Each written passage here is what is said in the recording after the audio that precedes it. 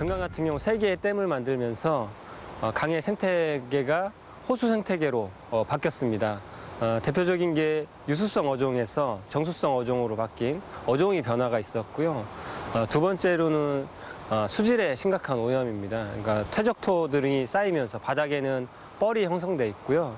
그 뻘들이 썩으면서 생기는 오염물질들이 강에 꾸준히 생산되고 있는 중입니다.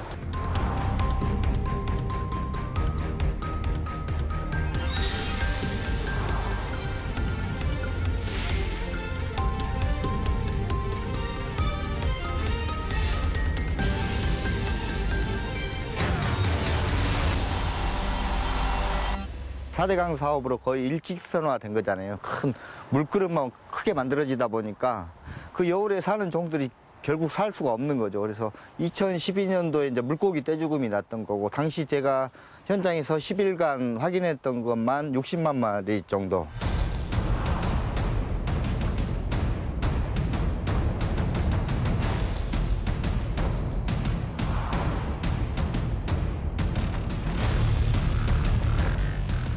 환경부에 이 실지렁이 붉은 깔따구가 있는 그 용수는 수돗물 사용 절대 불가라고 써져 있어요. 그리고 오랫동안 접촉하면 피부병을 일으킬 수 있는 물로 돼 있어요. 그리고 공업용수 2급, 농업용수만 사용 가능하다. 결국 이 물을 우리가 하루에서 충남 도민 8개 시군에서 서북부 도민들이 식수로 지금 드시고 계시는데 굉장히 문제가 심각한 거죠. 준공 5년 만에 금강의 수질은 거의 다 망가졌다, 이렇게 판단하면 딱 좋을 것 같습니다.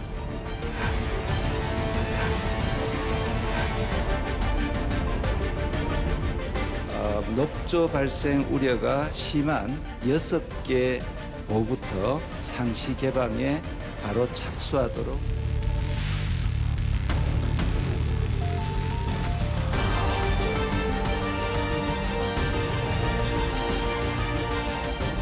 구 전면 개방에 대한 결정에 대해 환영하며 하천 생태계 복원에 도움이 될 것으로 기대하고 있습니다.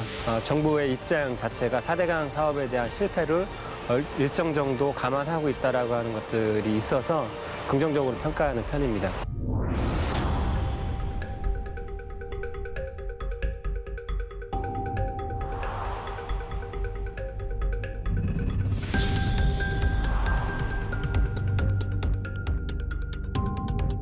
가뭄에 갑자기 물을 20cm 낮춘다고 하면은 그게 뭐 큰 효과가 없는 거 아니야. 그게 이제 농사철 지나서 가을이든 겨울에든 물을 쫙 뺀다는 건 이해가 가. 현재 이렇게 보를 개방한 것은 사실상 녹조 억제에도 한계를 보일 뿐만 아니라 가뭄 극복에도 역효과를 가져올 것이 불보듯 뻔한 상황입니다.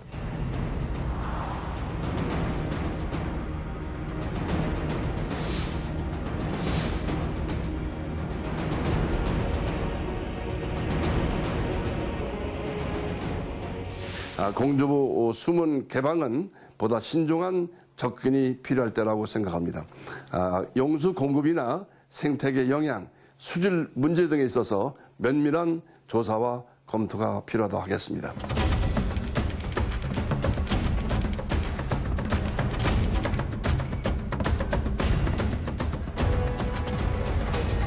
가동보 수위를 올려야 바닥에 있는 뻘들이 조금씩이라도 빠져나가면서 강의 생태계가 조금씩 돌아올 수 있습니다. 근데 전혀 그게 아니고 물을 넘쳐 흐르는 거예요. 그러니까 20cm가 수문을 여는 동안 10시간 걸렸거든요. 10시간 동안만 물이 조금씩 움직였지 10시간 이후에는 예전하고 똑같은 상태로 다시 되돌아갔다라고 생각하면 됩니다.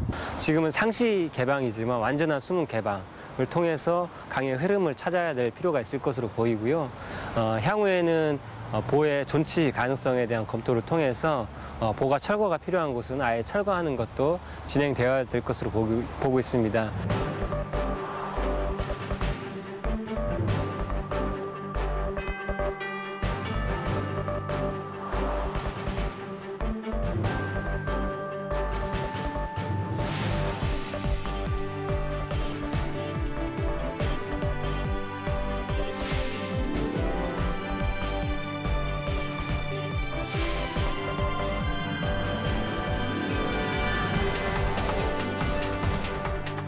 녹조 문제를 완전히 해결할 수 있을 정도로 충분하다고선 얘기하기는 어렵다고 봅니다.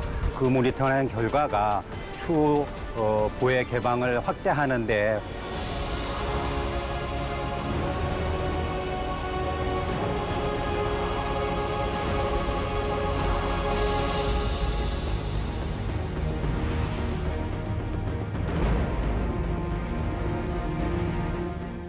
정부가 4대강의 녹조 예방을 위해 6개 보를 이달부터 내년 말까지 상시 개방했지만 낙동강에서는 최근에도 조류경보가 잇따라 발령되고 있습니다.